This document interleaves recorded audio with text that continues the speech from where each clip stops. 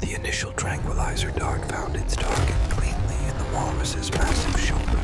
We considered ourselves lucky. The wind had died down, the sea ice was stable, and the animal had approached the edge of the floe, allowing us to get close without risking an unexpected breakup.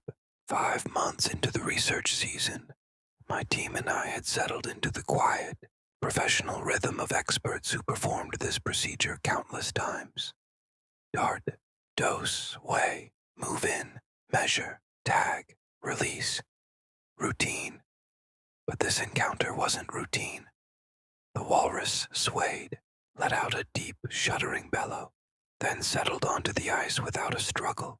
Its immense weight flattened the snow, and steam faintly rose from its thick hide. I gave the signal, and we advanced in our heavy gear, our footsteps and breathing loud in the absolute stillness. Up close, it was a healthy male, prime condition, with magnificent tusks and a coat of thick blubber for the winter, a textbook specimen. I had already opened the instrument case when Dr. Chen crouched by its neck and frowned. Team. At first I thought she was indicating scar tissue or an old, healed injury. Then I noticed the band of metal half buried in the folds of its neck fat. The walrus already had a tag, and it wasn't one of our standard GPS units. This was ancient, the bronze gone green with deep corrosion, pitted and heavily scarred, as if it had been in place for decades. The edges weren't smooth. They looked like they had been hammered into shape by hand, uneven but incredibly strong, riveted shut in a way that looked impossible to remove without injuring the animal. And there, etched into the metal, was a date, 1847. Beneath it, scratched deep enough to cut through the tarnish, was a spiral, not the simple design one doodles absent-mindedly, but a pattern that immediately caused visual discomfort. The lines intersected and looped back into themselves in a geometry that felt fundamentally wrong. A circuit that wasn't closed yet had no visible starting point. I stared too long and felt a wave of nausea. "Good Lord," one of the junior researchers, Ben, whispered. "This has to be a joke, right? Some old whaler's prank." "Yeah," Dr. Chen said, forcing a weak laugh, because Inupiaq subsistence hunters in the 1800s were forging complex bronze collars for walruses in their spare time. No one laughed. We completed the standard biological examination in silence.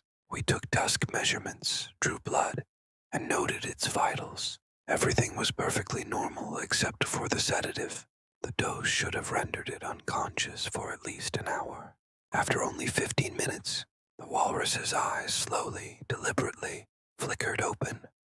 I froze, the dart gun still dangling uselessly in my hand, needing a fresh cartridge. A process that would take too long if the walrus simply rose. The animal should have struggled, fought the effects of the drugs, and staggered. Instead, defying all reason, it merely stood, not a single stumble, just up on its feet, watching us with that deep, unblinking black gaze. We backed away, slowly raising our hands. No sudden movements. The walrus didn't follow us, but it didn't move away either. It simply stood there, colossal and silent, as we retreated to the snowmobiles and sped away. Dr. Chen broke the silence on the ride back to the research station. "Maybe it led us to it," she said. The idea sounded ridiculous, but none of us could rationally refute it. That evening, after all the field gear was stowed and the biological data uploaded, I began sifting through the digital archives of expeditions north of Svalbard. I scrolled past whalers' logs, Royal Naval records, early Soviet mapping surveys. Every relevant scrap I could find. The specific coastline where we found the walrus was charted in 1818, but it wasn't extensively explored until 1862. Not a single recorded expedition had ever reached this far in 1847. The reality of an Arctic field station is that you accumulate significant downtime once the day's data is logged. Most people stream whatever the satellite internet can handle. Dr. Chen, however, is a digger. She has a relentless fascination with historical records, turning footnotes into endless research rabbit holes. That night, while the rest of us were playing cards in the common mess, she was still hunched over her laptop, scrolling through grainy PDFs of scanned expedition documents. If no one was here in 1847, she muttered, then why the hell does that collar say otherwise? At first, she came up empty. I was half convinced the whole thing was a fluke. Maybe some eccentric seal hunter had engraved the date for a bizarre laugh. But then she found something truly strange. Not a published survey, nothing official. A letter archived deep in the basement of some forgotten Royal Society library. Digitized only because an overzealous intern scanned the wrong folder. It was barely legible. The ink smudged, the script wavering between elegant copperplate and sheer panic. Attached was a folded hand-sketched map. The paper was crumpled and stained with what looked like grease or oil. The author identified himself as Dr. Alistair Rook, Royal Arctic Surveyor, 1847, except there was no Rook in any official expedition roster. No mention in whaling logs or naval commissions. The man simply did not exist in any official records. Yet, here he was, sketching out coastlines that shouldn't have been charted until decades later. And right in the center of the map, amid coded symbols inked in careful spirals and cross-hatched patterns, was a mark, Umbri Transitus, shadow crossing. Beneath it, Rook had frantically scribbled a note. The gradient holds. The White King endures. None of us had any idea what that meant, nor if we even wanted to know. But when Dr. Chen overlaid the coordinates onto our modern survey charts, the result was chillingly precise. It matched a specific stretch of flat sea ice we had flown over dozens of times. Featureless, empty, nothing but wind-scoured snow and pressure ridges. I asked the obvious question. If this place is just flat ice, why mark it at all? Dr. Chen didn't look up from her laptop. Maybe he wanted someone to come back. The next morning, we packed light, just emergency survival gear, food rations, and a couple of sled-mounted survey drones. The plan was simple. A quick flight out, confirm the site, and if it was a bust, we'd have wasted nothing but aviation fuel. The mood, however, was sharper than usual. No one vocalized it, but we all felt the oppressive calm you get before a massive storm, when the air hangs heavy. Every time I glanced up from my pack, I caught Dr. Chen watching me, as if assessing whether I would back out. When I stepped outside to secure the equipment cases, I froze. On the horizon, perhaps half a mile out, a dark shape sat on the snow, massive, motionless, the same walrus. The bronze collar gleamed faintly in the dawn light. It didn't move as we loaded gear, nor when we hauled the sleds to the strip, but as the propellers roared to life and the aircraft nosed upward, I looked down one last time. The walrus was still there, utterly unmoving. Its head tilted back, its eyes fixed on the sky. The coordinates from Rook's map dropped us into what should have been an optical illusion. Just flat sea ice stretching to the horizon, white on white until the sky and ground blurred into one. From the air it looked like we were chasing a phantom, but as the plane dipped lower, Dr. Chen pressed against the window and swore. There, look at the shadows. I didn't see it immediately. Then the weak morning sun hit the ice at just the right oblique angle, and the surface betrayed itself. The ice folded inward in long, concentric ridges, each step curling in on itself like the grooves of a shell. From directly above, the pattern was completely invisible. A trick of geometry, smooth as a billiard table. But if you looked hard enough, the spiral was undeniable. We circled twice for confirmation, then found a stretch of flat ice a half-kilometer away and brought the plane down on its skis. The engine's roar faded into silence, leaving only the sound of the wind groaning across the fuselage. We unloaded the sleds and gear, then set out on foot across the snow, the strange spiral drawing us in step by deliberate step. The spiral was clearly not a natural formation. The depression sloped gently downward, circling around a central point, perhaps 50 meters across, and at that heart, reaching through the ice as though the earth itself had grown tired of hiding it, lay a block of stone, nothing indigenous to the area, something profoundly alien.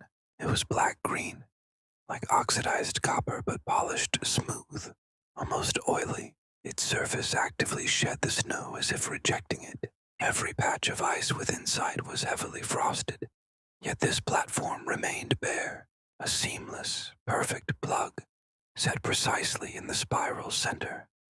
We approached cautiously, dragging the sleds behind us. The closer we got, the more wrong the air felt. The ice didn't crunch underfoot, it whispered, thin layers shifting, reluctant to bear our weight. The atmosphere itself felt heavy, though our instruments showed nothing unusual. "Stone like this doesn't form up here," muttered Dr. Lars, our geologist. He knelt, his gloved hand brushing the edge where the ice met the block. "This isn't glacial drift. This was brought here." None of us responded. The idea of placing this immense slab here so long ago was too profound to articulate. We made camp at the edge of the depression, setting the tent against the constant wind. I tried to write notes that night, but found myself constantly staring at the platform through the fabric of my tent. It looked insignificant by day. At night, beneath the shifting green wash of the aurora borealis, it seemed immense, as if the spiral wasn't carved around it, but rather radiated out from it. That was when Dr. Chen called softly from outside, "The walrus is back." It stood on the far side of the depression, higher up on the spiral ridge, still as a statue, watching us. Its bronze collar caught the aurora's light, gleaming faintly green. My stomach lurched. We had flown nearly 40 miles from the tagging site. Walruses often travel the pack ice, hunting or resting, but for it to be here meant it had followed us directly, without stopping. This was far from the normal behavior of a solitary bull walrus. "It's the same one," Dr. Chen whispered, her breath frosting the air. "It didn't just find us. It came here on purpose." No one argued. We all felt it.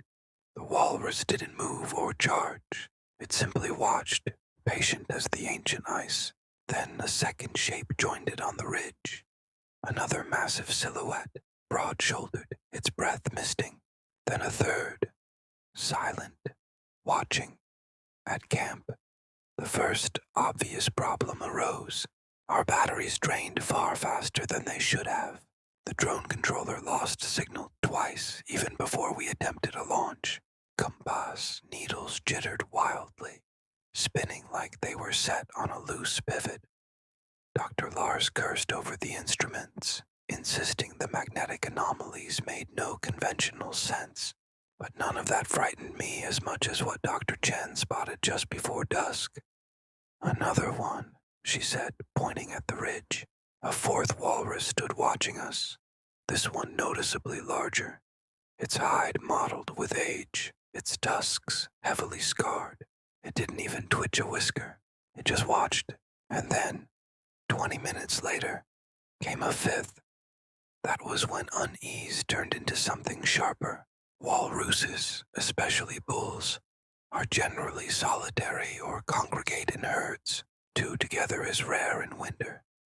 But this many sitting at a distance like sentinels, silent, patient, and completely surrounding us, felt profoundly wrong. It went against every collective piece of knowledge we possessed about a species we were experts on. "They're surrounding us," murmured Dr. Daniels, his voice low, as if afraid the animals might hear. "Good heavens, they're actually surrounding us." I found myself instinctively running calculations. Distance to the plane, distance to the rifles we'd laid by the sleds, the average charge speed of a walrus. Every calculation ended the same way, badly. If they intended to charge, we wouldn't stand a chance, but they didn't. They held their ground. Their presence weighed heavily on us. Every time one of us looked up from a task, there would be a colossal white shape at the edge of vision, unmoving, patient. It didn't feel like hunger. It felt like we were being herded. To distract ourselves, we pushed ahead with the drone. Utilizing what little power it had left, we found a narrow, linear feature at the spiral's edge, a crack that led downward into absolute blackness. The machine dipped inside, its camera casting a cone of light. For a moment, we saw impossible things. Angles folding in on themselves, stone-shaped yet somehow melted. Structures that seemed to have been carved or grown. Layers of hexagons fused together in a lattice that looked disturbingly like bone. Then the feed stuttered. The last frame froze on something curved, ribbed, too organic for architecture, and the drone went instantly dead. Dr. Daniels snapped.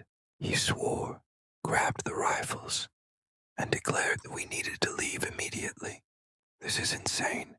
So many cursed walruses watching us like prison guards.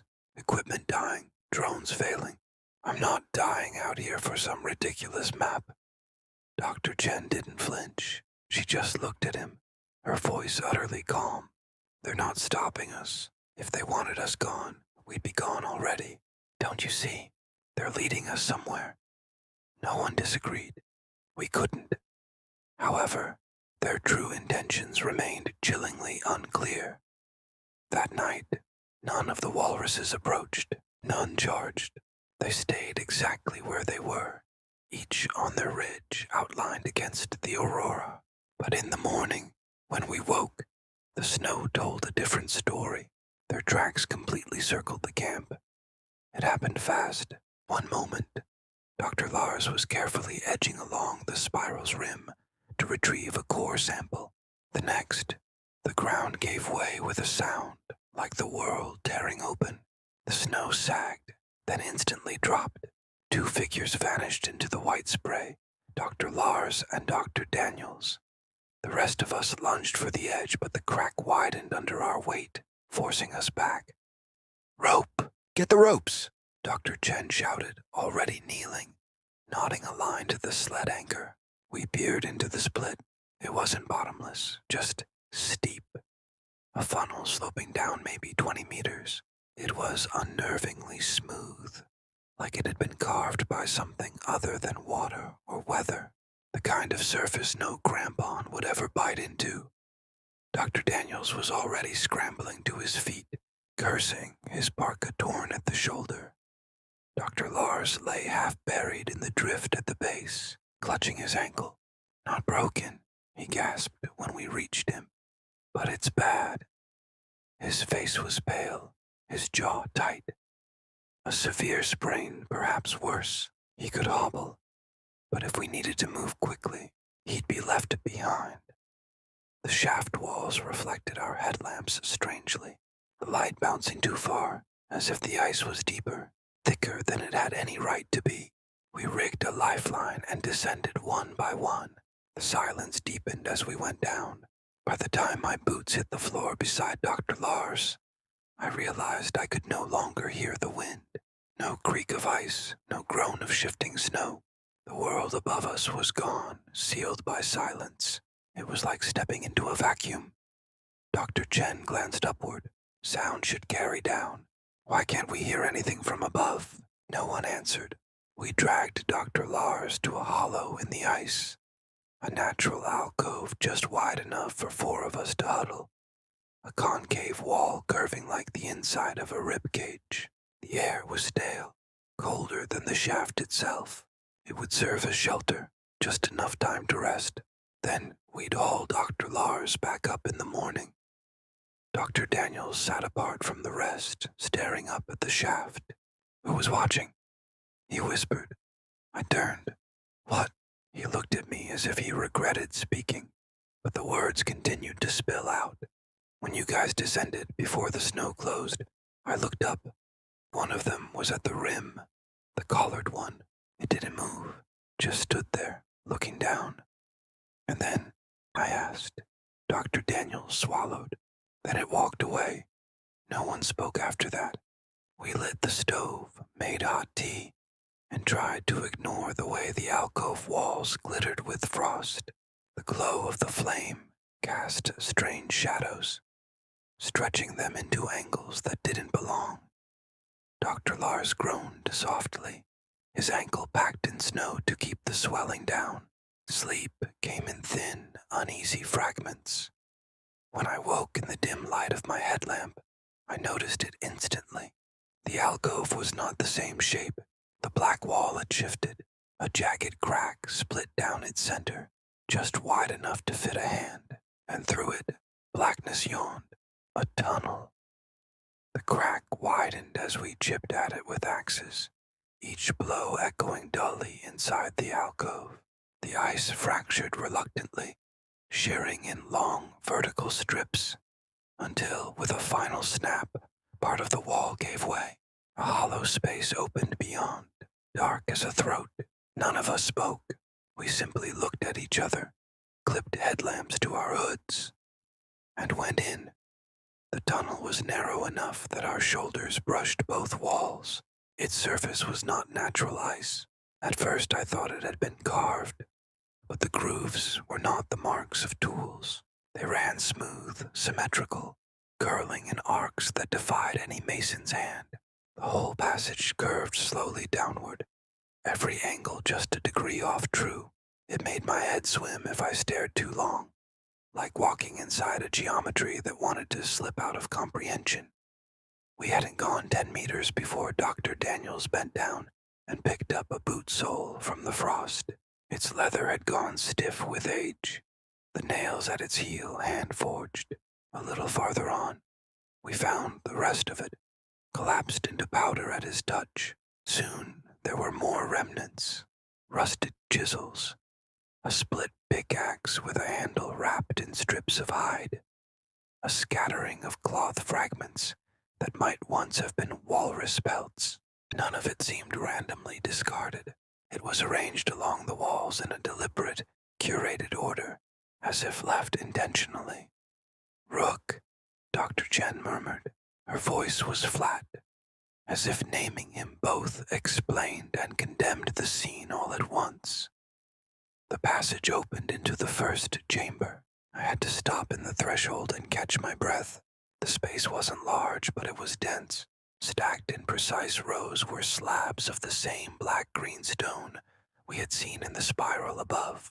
Each was the size of a coffin lid, their surfaces smooth, polished. There were no carvings of words or images, but the arrangement felt meaningful. One leaned against another at a subtle tilt. Another was rotated a degree off-center. A third was propped diagonally across them both. It was deliberate architectural thought, expressed without language. Dr. Lars ran a hand over one, muttering about mineral composites. But I barely heard him. The arrangement gave the impression of meaning, like someone had been trying to think in stone, to hold on to an idea too large for words.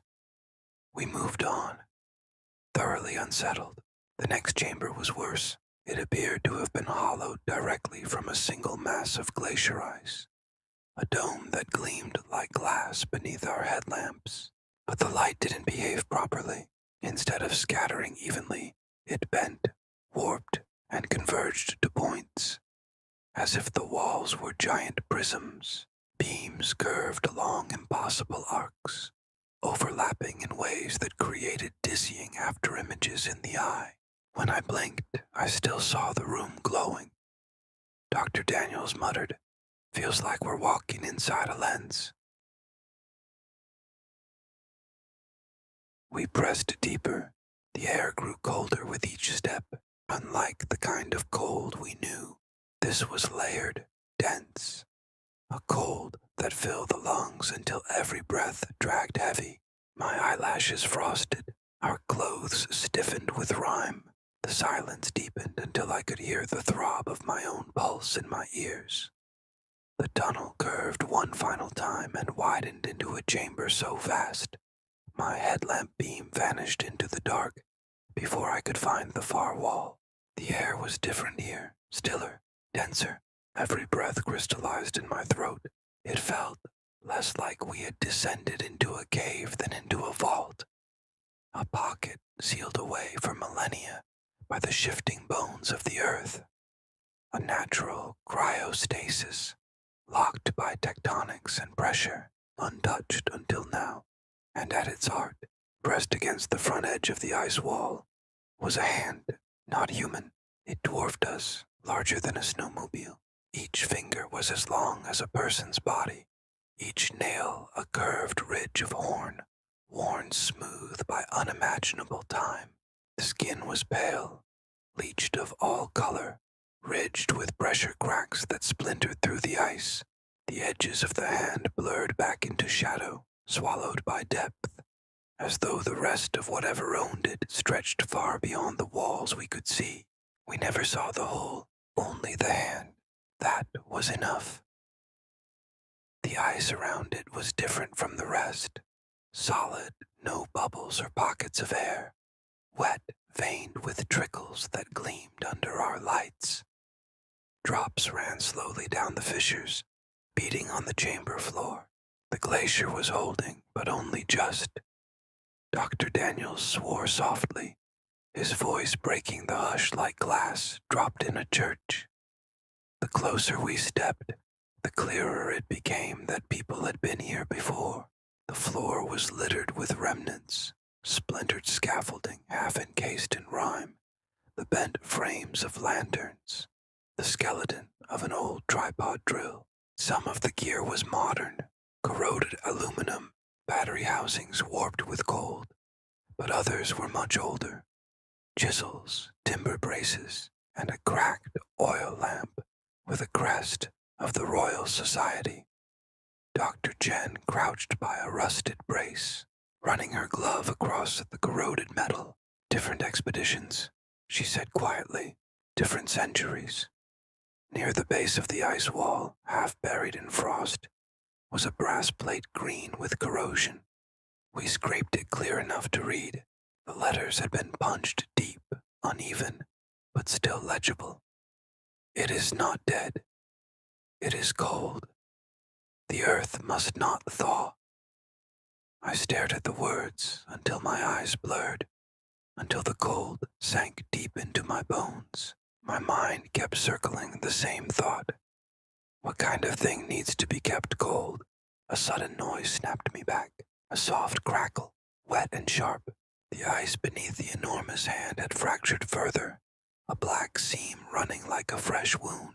From it leaked something darker than water, thick frost spreading upward, staining the chamber wall in jagged black veins. It's moving, Dr. Daniels whispered. It isn't, Dr. Chen shot back, but her voice wavered. I took a step closer against all instinct. I couldn't see movement, but I could feel it, a heaviness radiating from the thing beyond the ice. No vibration or sound, just presence. Dr. Chen had gone silent. She was kneeling by the sidewall, brushing frost away with a mitt. When I joined her, I saw what she uncovered. More collars, the same bronze collars we had seen on the walrus, row after row of them embedded deliberately in the ice, stacked like bricks in a wall.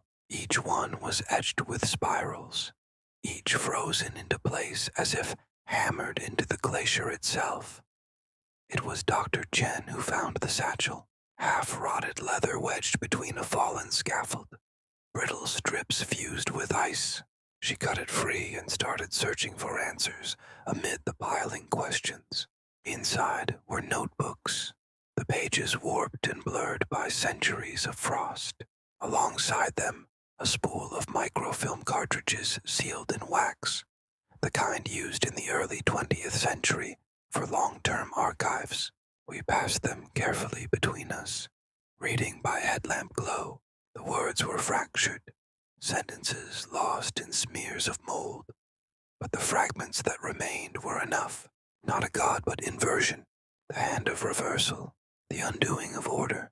It must not warm, it must not wake. Each journal circled the same truth. The thing locked in the glacier wasn't alive in any sense we understood. It was a force given shape, a presence that gnawed at the fabric of structure itself. It wasn't creation nor destruction, but reversal, and always the walruses. They weren't just animals or accidents of nature, but guardians that defied nature. The collars were brands binding them to the task, a duty impressed upon them, passed down in ways no science could explain. "They've been here since Rook," Dr. Chen whispered, holding one of the journals close to the glow of the headlamp. "Maybe longer." Dr. Daniels shook his head. "That's not possible. Walruses don't live a century." "They do," Dr. Chen said, though her voice shook. "These do. It's why they don't attack. It's why they wait. They've outlasted every expedition, every storm, every year since this place was sealed. They're still keeping watch." The thought chilled me more than the air ever could. The same colossal sentinel we tranquilized, alive when Rook carved his notes in 1847, was alive now, leading us here. I thought of the collared walrus we tagged, how it hadn't resisted, how it seemed almost expectant. Was it even sedated when we tried to tag it, or was it just pretending? The spiral depression, too, was explained, not in clear language but in implication. It wasn't a natural feature or some mystical sigil meant to invite discovery. It was a warning mark carved into the ice to be seen only from the ground, a sign that said, "Here lies a lock. Tend to it." The walruses could guard, they could lead, but they couldn't repair. For that, human hands were needed. I felt the weight of that realization settle in my chest. We weren't trespassers here, nor did we discover something. We'd been summoned to a duty long abandoned.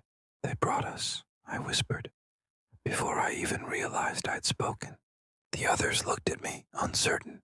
"They could have killed us a dozen times over," I continued. "But they didn't. They drove us here.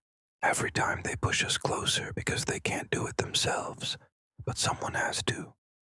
The silence that followed was heavier than the cold. Each of us looked back toward the wall, with the colossal hand pressed against the thinning ice, its blurred outline stretching into blackness. The frost beneath it cracked again, a bead of water running down like sweat. No one needed to say what we all felt, that this place had been tended once and then abandoned, that the guardians had endured without their human stewards. That duty had lapsed. Dr. Chen closed the notebook, her gloves trembling. "If this fails," she said, "if the ice goes, it isn't just us that dies." No one disagreed. We had seen enough. None of us said it, but the silence between us carried the decision. Dr. Lars could barely put weight on his ankle. Dr. Daniels wouldn't stop shaking, and I felt a sickness in my bones that went deeper than cold. We had to leave. We packed the journals, the satchel, and a handful of collars chipped from the wall. But then came the sound. A crack, sharp, splitting, echoing through the vault like thunder under ice. I turned. The fissure beneath the enormous hand had widened further. My light pressed against the thinning frost. A patch had broken fully free. For the first time, a fraction of the flesh of the thing was exposed. It wasn't dead flesh like we'd hoped. The pale skin shimmered with a slick translucence, veins pulsing faintly like trapped rivers. Steam rose in slow curls, and from that tiny breach the chamber began to change.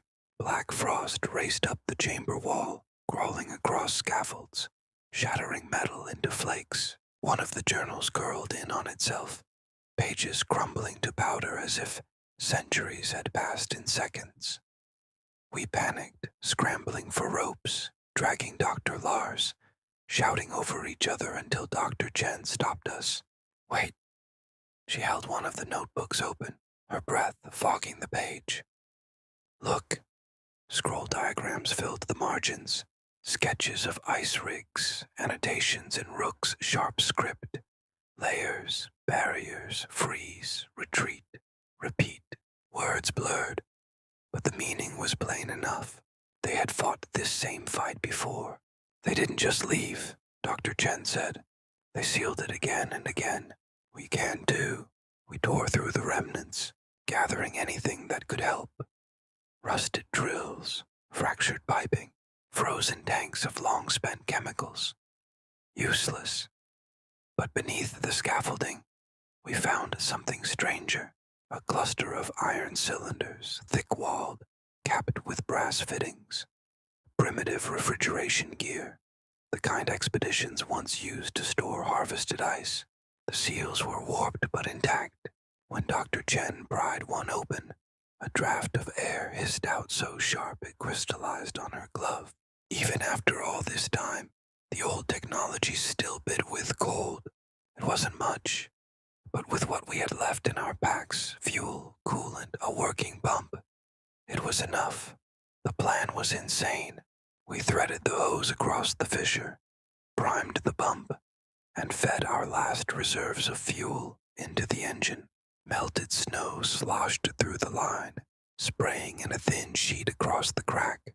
Immediately we opened the antique tanks, forcing their breath of ancient frost over the surface. The effect was violent.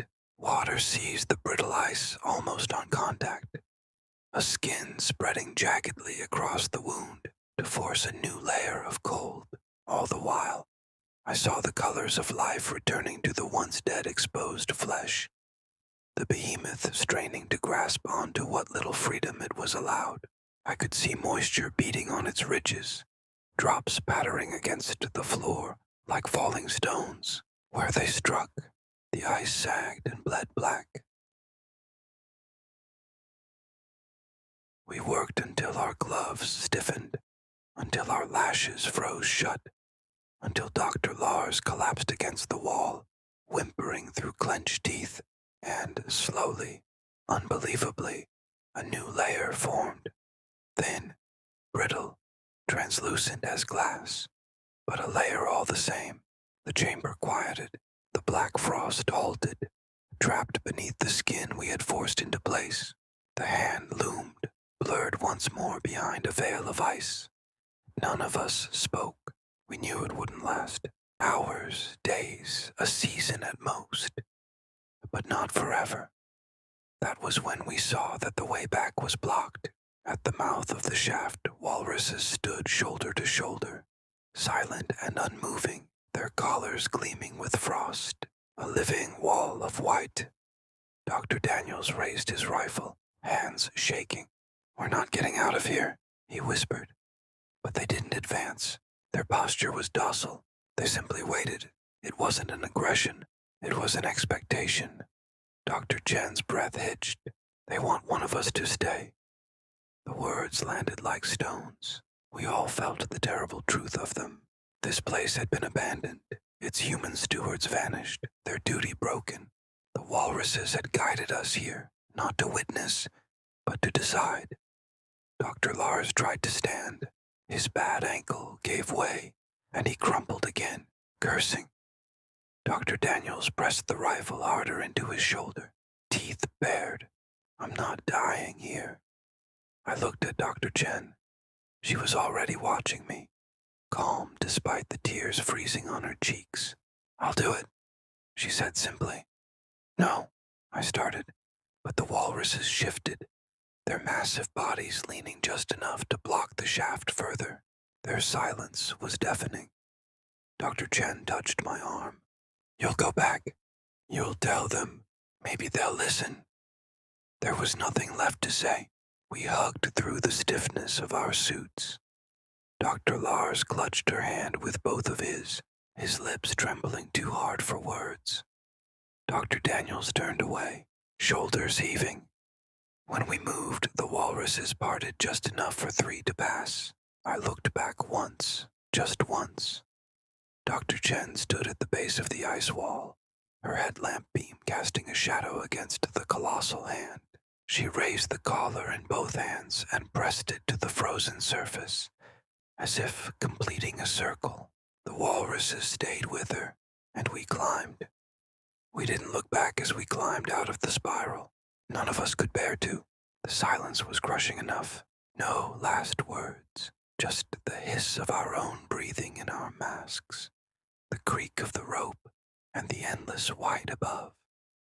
By the time we reached the surface, a storm had begun to close in. The crater blurred in drifting snow, the black-green platform already half buried, as if the world itself wanted to erase what we had seen.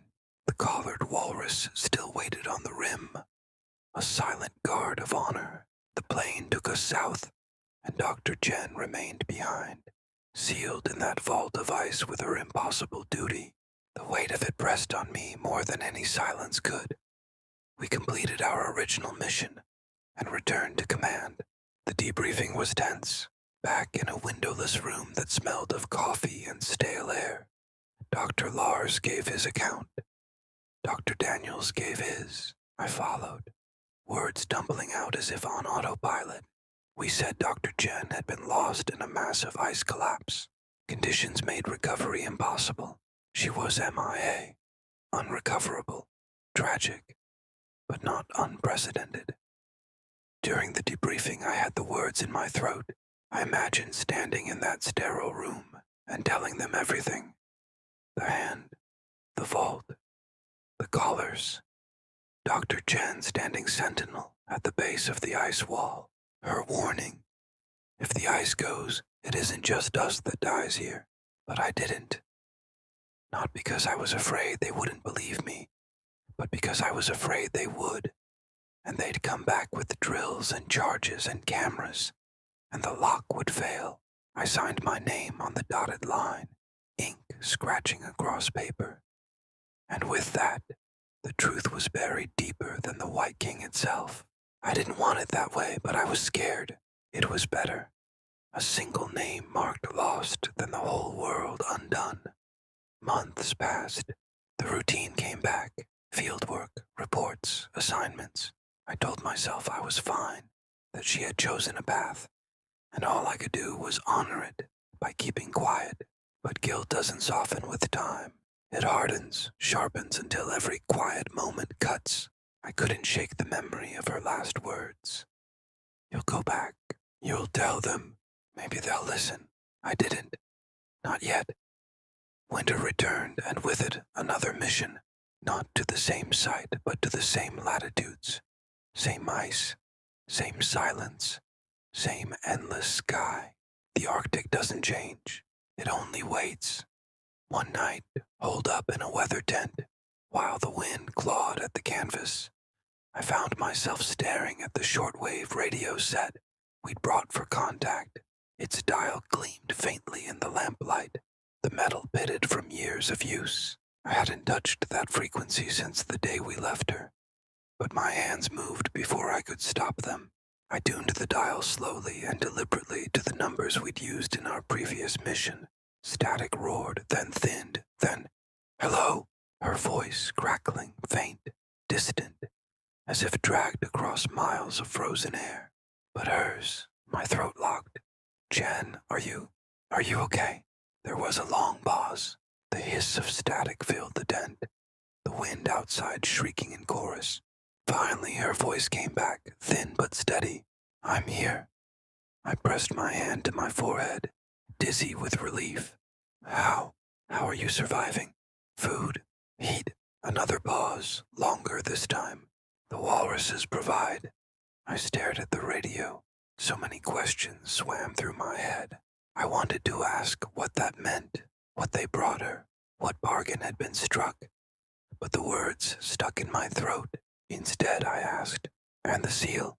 The fissure?" Static swallowed half a reply. but I caught the words that mattered. It's holding. For now. The signal crackled, faded. I twisted the dial desperately, searching for her again, but only static answered. I sat in the dark long after the wind died, her voice circling my head like the spiral in the ice. It's holding. For now.